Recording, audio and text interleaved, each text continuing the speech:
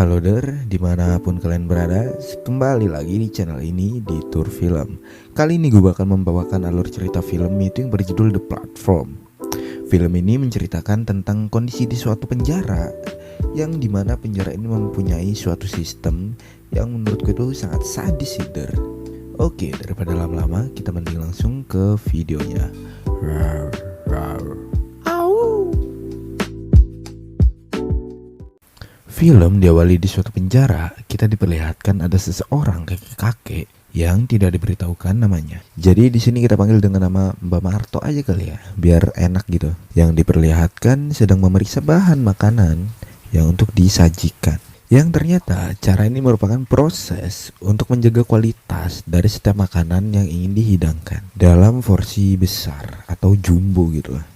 Yang sudah pasti makanan-makanan yang ingin dihidangkan itu akan diberikan kepada semua tahanan yang berada di penjara tersebut. Lalu scene pun berpindah kepada seorang pria yang baru bangun dari tidurnya. Pingsan ya. Pria tersebut sedang berada di dalam penjara bersama kakek yang gak dikasih tahu namanya lagi. Ya, kita panggil aja dengan nama Cak Karmo, yang sedang duduk bengong tanpa mengucapkan kata sekalipun. Lalu Cak Karmo itu pun tiba-tiba mengucapkan lantai 48. Dia juga berkata kepada pemeran utama kita yang kita panggil aja Masman gitu kan. Kenalin Masman. Mulai hari ini kita akan memakan makanan yang tersisa dari atas, yang dimana tepatnya satu lantai di atas mereka, yaitu lantai 47. Jadi di sini semakin tinggi lantai maka angkanya akan semakin mengecil. Berarti lantai yang paling atas yaitu lantai 0 der. Masman yang baru saja ditempatkan di penjara itu pun iseng-iseng melihat ke tengah ruangan yang terdapat lubang yang sangat begitu dalam. Tentu saja yang berarti penjara itu tidak berakhir hanya di lantai Masman saat ini berada. Tentu saja di bawah mereka berdua masih banyak lantai tahanan lainnya yang tentu saja menunggu makanan turun dari atas. Ternyata fungsi dari lubang tersebut adalah sebagai lift di mana makanan akan turun dari lantai 0 menuju lantai paling bawah. Dari penjelasan yang diberitahu Cak Karmo secara singkat itu, Masman pun akhirnya memperkenalkan dirinya bahwa namanya adalah Goreng. Iya Goreng. Tapi aneh gak sih namanya Goreng gitu? Sedangkan nama asli dari Cak Karmo tersebut adalah Trimagazi. Nama apa lagi nih Sat? Ya udah daripada aneh-aneh gitu kan namanya, kita panggil sesuai nama dia dari awalnya aja ya, biar pada nggak bingung gitu. Yang satu Goreng, yang satu terima kasih. Aduh. Yaudah kita panggil Cak Karmo dan Masman. Lanjut. Setiap lantai yang berada di penjara ini hanya diisi oleh 2 orang tahanan saja, yang dimana mereka akan selalu bersama dalam waktu 1 bulan dan seterusnya kalau masih hidup. Masman yang penasaran pun bertanya kepada Cak Karmo bagaimana cara kerja dari lubang ini. Cak Karmo pun berkata kalau semakin kecil urut lantai maka akan semakin bagus. Teruntuk lantai 48 sendiri itu berada di tengah-tengah, jadi tidak terlalu buruk untuk menunggu makanan. Cak Karmo sendiri sudah berbulan-bulan berada di penjara ini, jadi dia tentu saja sudah mengetahui banyak tentang aturan yang ada di sini. Dia juga tidak bosan-bosan mengatakan kalau lantai 48 adalah lantai yang cukup bagus. Saat lampu hijau menyala itu merupakan tanda kalau lift makanan yang di atas akan turun ke bawah. Gimana, makanannya enak? Kenyang. Cak Karmo yang sudah lapar pun tidak kering segar langsung memakan makanan tersebut. Sedangkan Masman yang sangat bernafsu itu pun ogah memakan makanan yang sudah dimakan oleh lantai 47 yang berada di atas, yang berarti sudah dikonsumsi oleh 94 orang tahanan sebelumnya. Tetapi di sisi lain Masman sendiri pun tidak yakin kalau dia akan bertahan hidup selama 1 bulan dengan makanan-makanan tersebut. Jadi di sini di setiap lantai sendiri diberi waktu untuk menyantap makanan tersebut dalam waktu 2 menit doang. Gila gak lu makan 2 menit? Masman yang merasa lapar pun pada akhirnya mengambil sebuah apel dari lift makanan tersebut, di mana dia akan bermaksud untuk menyimpan apel tersebut agar bisa dimakan beberapa jam kemudian. Tidak lama dari itu lift makanan yang berada di lantai mereka mulai turun ke bawah, yang dimana lantai itu adalah lantai 49. Setelah selesai makan, Cak Karmo pun malah mengeludahi makanan tersebut. Ia berkata bahwa hal-hal tersebut sudah biasa terjadi di penjara ini. Semakin bawah kamu berada, kamu semakin diinjak-injak oleh orang yang di atas. Tiba-tiba Masman merasakan suhu yang bertambah panas secara mendadak.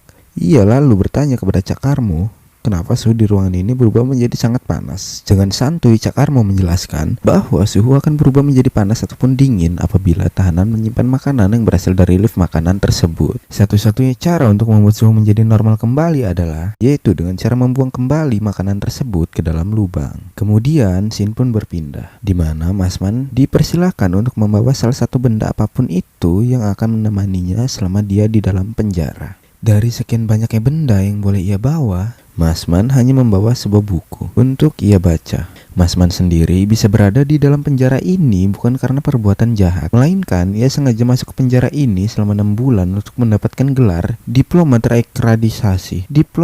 terakreditasi. Susah guys bahasanya, itulah pokoknya mah. Lalu Cak Karmo pun juga berkata bahwa dia berada di sini karena telah melempar TV dari atas apartemen dan mengenai seorang pesepeda hingga dia tewas. Tidak lama kemudian pun di ruangan penjara berubah menjadi warna merah yang menandakan bahwa makanan akan kembali ke lantai 0 dengan secara cepat.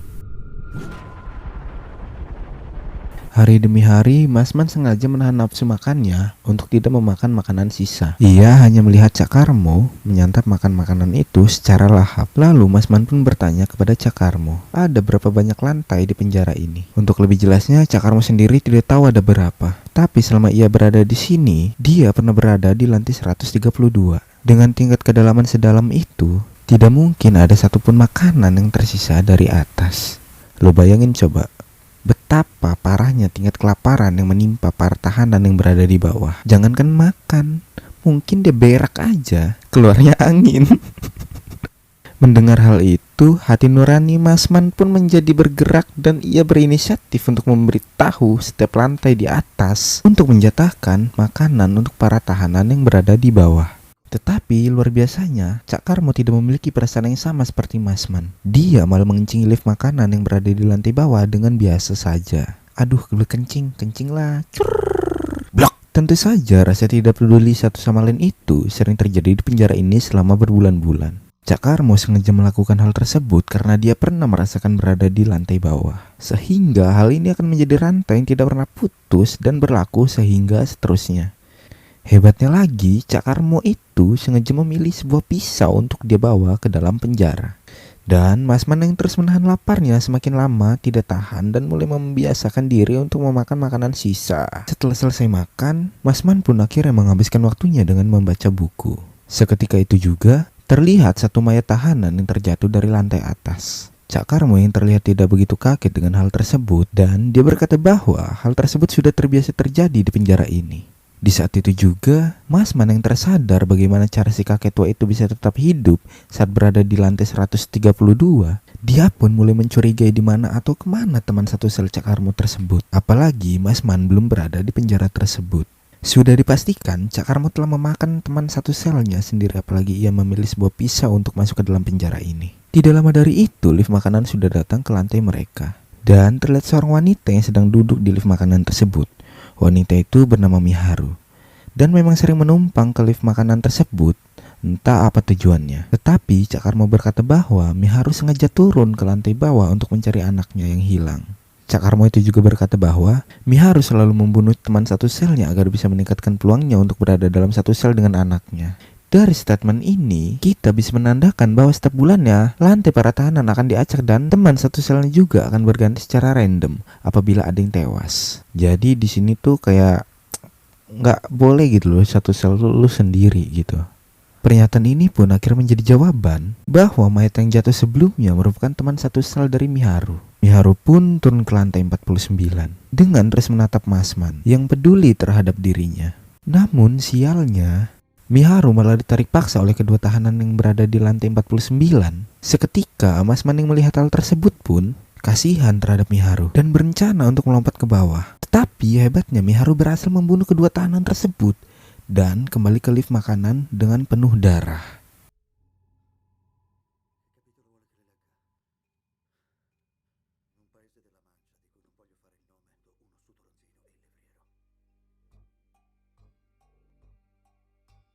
Masman yang hampir 1 bulan bersama Cak Karmo pun terlihat semakin akrab dari hari demi hari.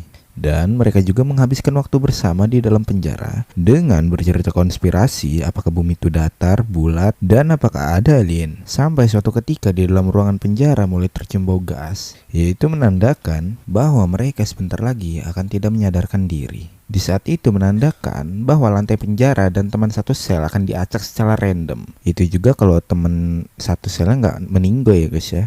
Kalau meninggal ya pasti bakal diganti sama para tahanan yang acak gitu. Ya kalau nggak mati berarti teman satu sel tahanannya ya bakal sama dia lagi selama berbulan-bulan ke depannya. Kalau bisa sih selamanya sampai dia keluar di situ. Lanjut.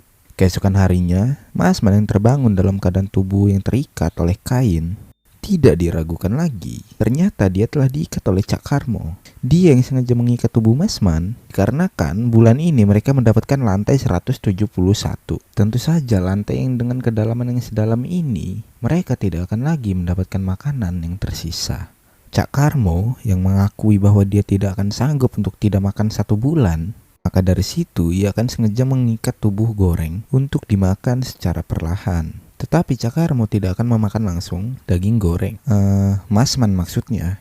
Ia akan mulai mencoba berpuasa selama 1 minggu dalam 3 minggu kemudian dan baru pelan-pelan menyayat tubuh Goreng. Si Lek Karmo juga berkata, bagian tubuh yang ia sayat bukanlah bagian yang fatal dan tidak akan membuat Masman tewas. Terlihat juga tahanan lain yang sengaja lompat ke bawah penjara dikarenakan mereka telah putus asa setelah mengetahui lantai berapa mereka ditempatkan. Benar saja makanan yang datang dari atas tidaklah tersisa sedikit pun. Mana mungkin mereka bisa hidup tanpa makanan? Yang tersisa hanyalah gelas-gelas kosong dan piring-piring kosong. Setelah berhari-hari, Cak Karmo mencoba untuk puasa sebisanya, sedangkan Masman hanya bisa pasrah menunggu tubuhnya akan disayati oleh si Lek Karmo.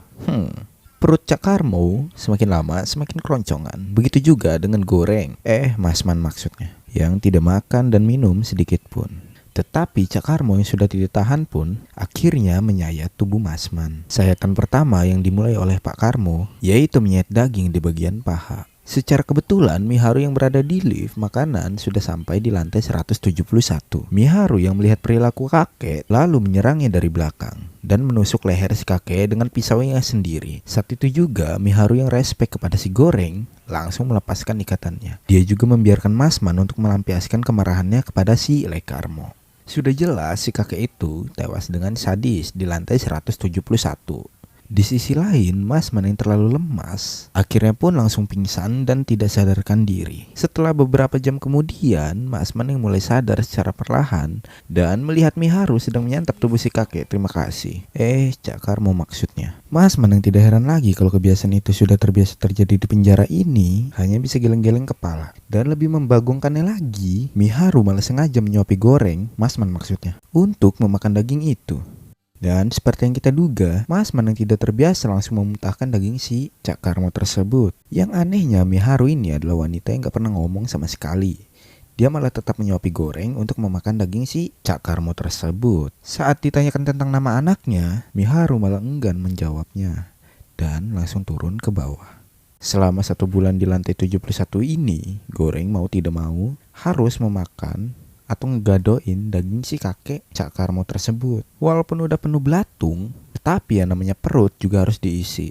Singkat cerita, setelah 1 bulan dilewati, dia terbangun lagi di lantai yang berbeda. Dikarenakan Cak Karmo yang telah tewas, maka sudah jelas Masman ditempatkan bersama orang random. Terlihat teman satu selnya saat ini adalah seorang wanita yang bernama Imaguri, yaitu seorang wanita yang membawa seekor anjing. Mereka berdua kali ini berada di lantai 33. Secara realita tidaklah terlalu buruk. Ternyata wanita ini adalah seorang pekerja admin yang mewawancarai Masman sebelum masuk ke penjara ini. Ketika satu wawancara itu, Goreng ditanyakan berbagai hal, termasuk makanan favoritnya, yaitu dengan tujuan makanan favoritnya yang dia pilih akan ditempatkan ke dalam lift. Dia juga bertanya kepada Imaguri ada berapa orang yang terdapat di penjara ini.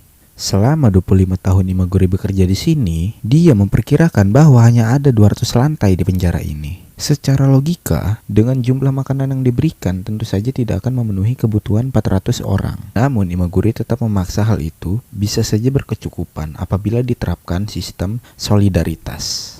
Mengingat ia berada di lantai 33, Masman tidak perlu lagi memakan daging manusia. Sedangkan Imaguri malah tetap bekerja keras untuk mengatur jatah makanan pada lantai di bawahnya. Ia sengaja membuat makanan yang terpisah menjadi dua, dengan harapan tahanan yang berada di lantai bawah akan melakukan perilaku yang sama. Dengan cara itu, Imaguri akan menekankan perilaku solidaritas yang membuat para tahanan kebagian makanan.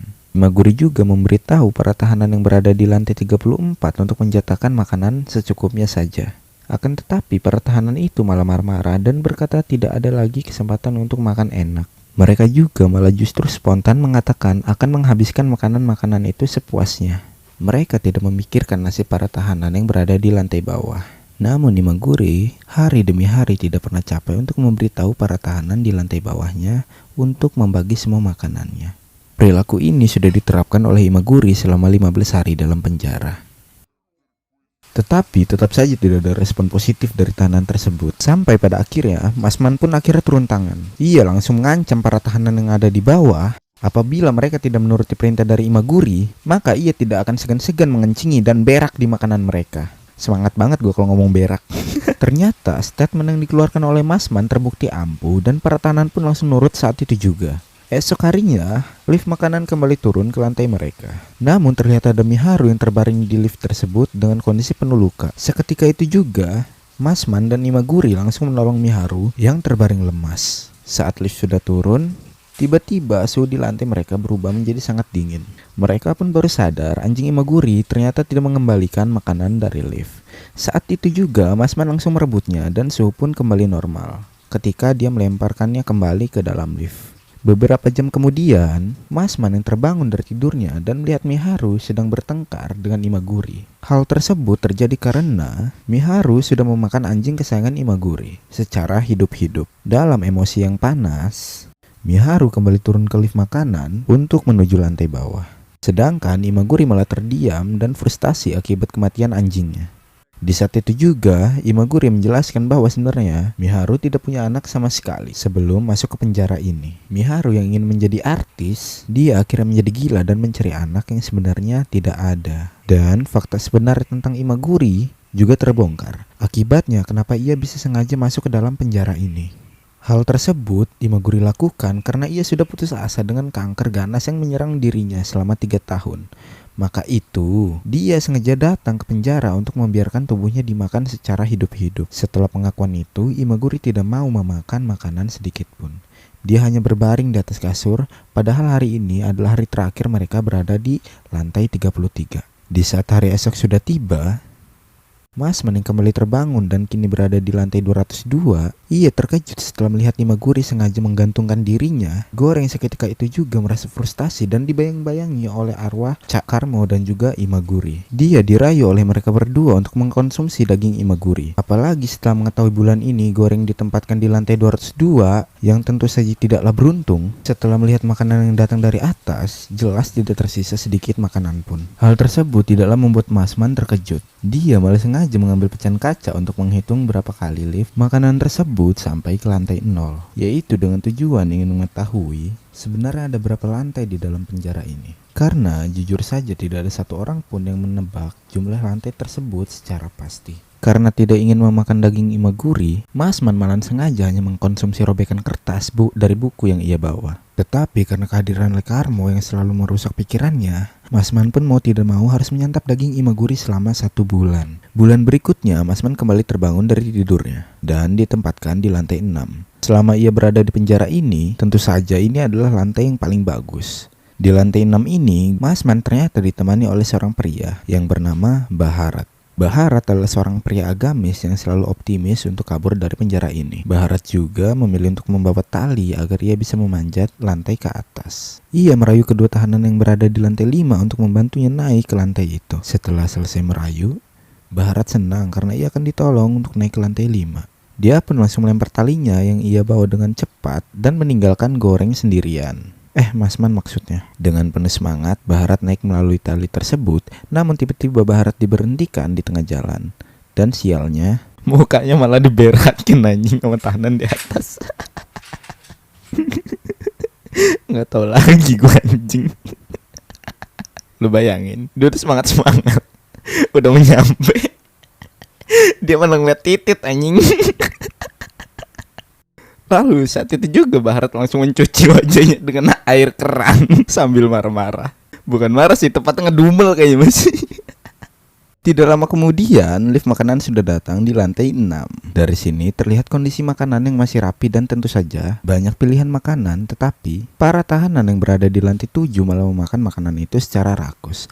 Kalau sikap seperti ini diteruskan, justru akan menjadi rantai yang terus berulang. Dengan hal tersebut, bagaimana mungkin solidaritas bisa dibangun? Bulan ini juga menjadi bulan terakhir bagi Goreng berada di penjara. Dengan berada di lantai 6, padahal dia tuh bisa nyantai gitu kan, bisa nikmatin makanan yang enak, yang rapi, nggak berantakan, nggak kayak di bawah gitu kan. Namun hebatnya Masman tidak mau menjadi orang seperti itu. Dia sengaja meminta tolong kepada Baharat agar membantunya turun ke bawah. Dia mengajak Baharat untuk berdiam di lift makanan itu dan membagikan makanan secara adil di setiap lantainya. Pada awalnya Baharat bingung dengan rencana yang disampaikan oleh Masman tersebut. Sudah enak-enak berada di lantai 6, tapi dia malah mau turun ke bawah, juga mempertaruhkan nyawanya. Masman pun mengatakan bahwa jika rencana ini berhasil, maka ia akan membuat sistem di penjara ini lebih baik daripada sebelumnya. Dia juga sudah mengetahui bahwa jumlah lantai di penjara ini kurang lebih dari 50 lantai. Masman bisa berkata seperti itu karena ia sudah menghitung setiap menit ketika lift makanan bergerak selayaknya. Apabila perhitungan Masman salah, tentu saja akan membuat malapetaka bagi mereka.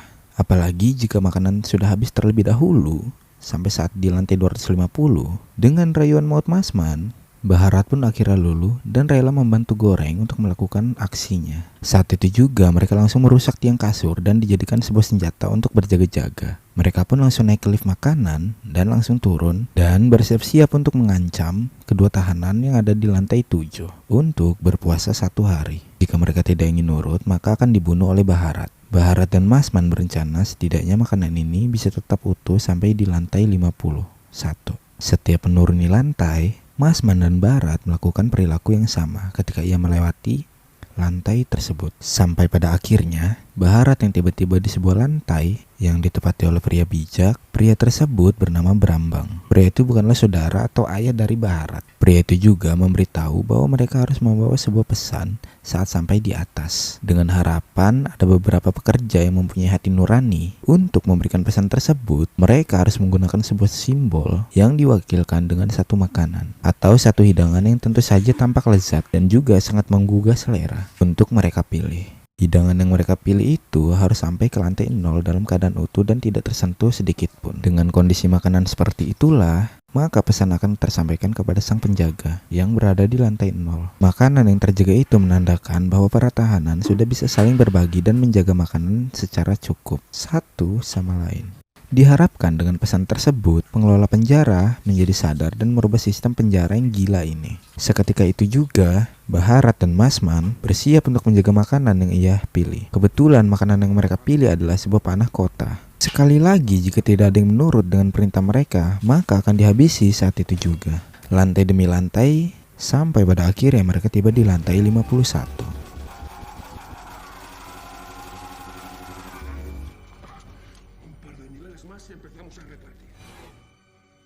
Lantai 51 ini, mereka mulai membagikan makanan secara adil satu sama lain. Sejauh ini, semua rencana mereka berjalan lancar dan tidak terhambat sedikit pun. Di saat mereka turun di lantai 100-an, seluruh tahanan terlihat sudah tewas dan dibunuh entah oleh sama siapa. Lift makanan yang mereka pijak tidak akan berhenti secara otomatis apabila tidak ada yang hidup. Saat melewati beberapa lantai, terlihat Miharu yang sedang dibunuh oleh seorang pria. Seketika itu juga terjadi perkelahian hebat antara dua tahanan melawan Goreng dan Baharat. Sialnya bagian perut Baharat terluka cukup dalam dan parah. Masman pun diajar habis-habisan oleh pria besar di lantai itu. Untung saja Baharat berhasil melawan dan menyelamatkan Goreng yang hampir tewas. Sedihnya lagi, Miharu yang berada di lantai itu sudah tewas setelah dibunuh. Setelah itu mereka berdua pun kembali ke lift makanan dan turun dalam keadaan penuh luka. Banyak sekali lantai yang sudah mereka lewati di penjara itu.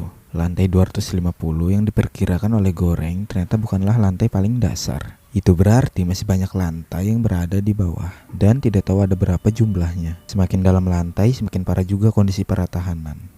Untung saja makanan yang mereka jaga sampai sekarang masih utuh dan tidak tersentuh sedikit pun. Pada akhirnya lift makanan itu tiba-tiba berhenti di lantai 333. Mereka bingung kenapa lift makanan berhenti padahal tidak terlihat seorang sedikit pun. Yang membagongkannya, di bawah kolong kasur tersebut terdapat seorang manusia yang tidak jelas itu siapa. Di saat mereka mendekati orang tersebut, lift makanan malah turun ke bawah dan meninggalkan mereka.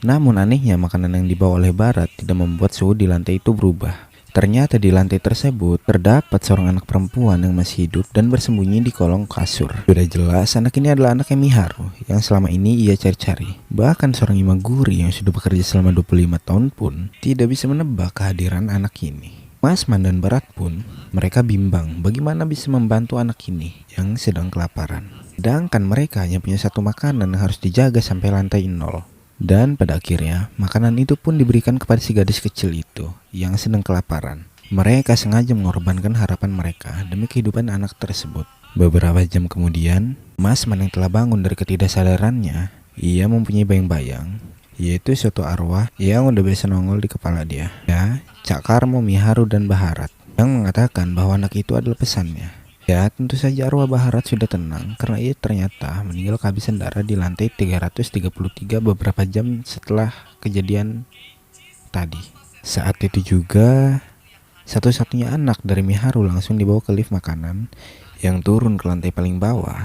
Dan lagi-lagi, Masman dibisikkan oleh kakek Cak Karmo yang berkata bahwa pesan itu tidak butuh pengantar untuk sampai ke atas. Yang berarti anak Miharu bisa kembali ke lantai 0 dan tidak harus ditemani oleh seorang Masman. Ketika itu juga lift makanan kembali ke atas dengan kencang sambil membawa anak dari Miharu. Anak itu diharapkan dapat menjadi pesan yang menandakan bahwa mereka tidak layak diperlakukan seperti itu lagi, dikarenakan rasa kemanusiaan mereka masihlah ada. Film pun berakhir sampai di sini.